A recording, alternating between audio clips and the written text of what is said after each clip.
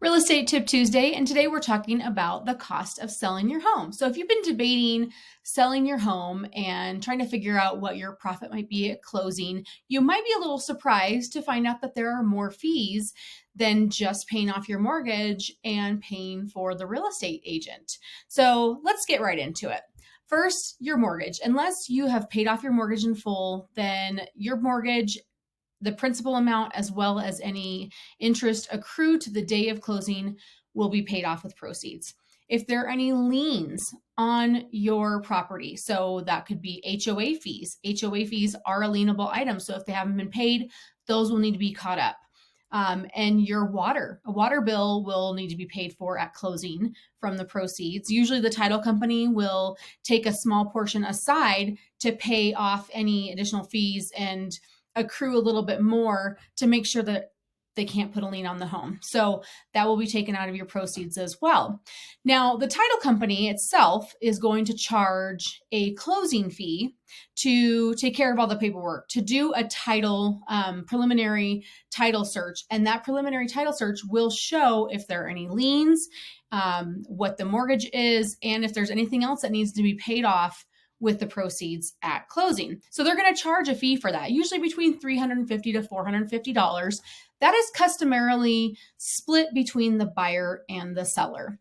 Now, another item that you may need to pay for is going to be the title policy. So title insurance policy, the owner's policy.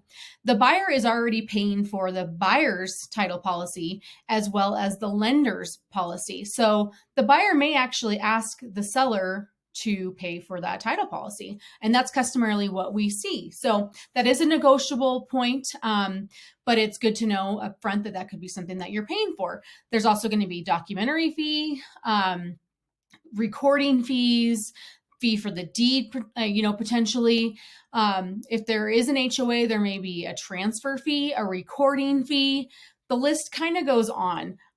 So if you are curious to see what you might come up with, send me a DM, send me a comment, because I will look up a net sheet for you. And I usually come up with, 3 different scenarios of where we think we might be able to sell your house at and what we can estimate those fees to be based off of what we know currently and based off of what the average of fees are in your county. So if you're at all curious about that, then please let me know. Also, if there are any fees or anything that you've heard of, maybe through a friend or maybe from selling a property previously or something that you've seen on the internet that you're like, wait a minute, Vanessa, you didn't talk about X, Y, and Z.